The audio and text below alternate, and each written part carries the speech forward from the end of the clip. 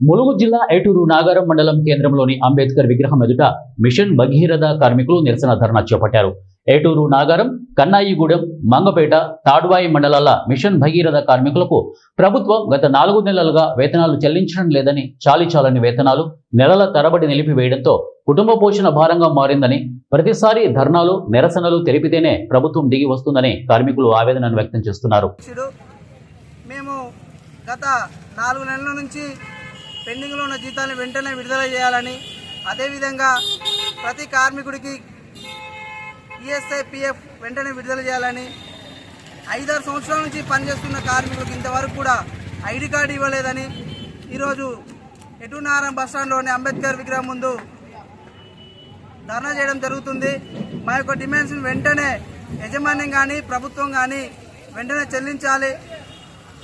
ధర్నాలు చేస్తే తప్ప జీతాలు చెల్లించని వ్యవస్థ ఏర్పడ్డది. అలా కాకుండా బిల్లులతోటి సంబంధం లేకుండా మాకు తక్షణమే ప్రతి నెల కార్మికులకు జీతాలు చెల్లించాలి.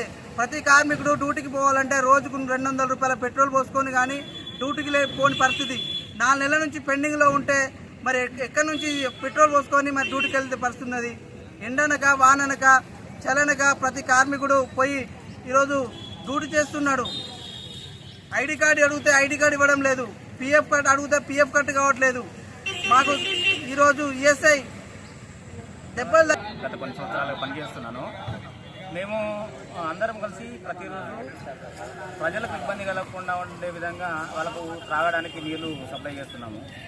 మేము ఇంత ఇది కూడా ప్రజలకు ఇబ్బంది కావద్దు అని మేము జీతం కోసం చేస్తున్నప్పుడు ఈ రోజున మాకు గత కొన్ని నెలలుగా జీతాలు లేకపోవడం వల్ల ఈ రోజున మేము ఇబ్బందులకు గురే పరిస్థితి ఏర్పడిందండి.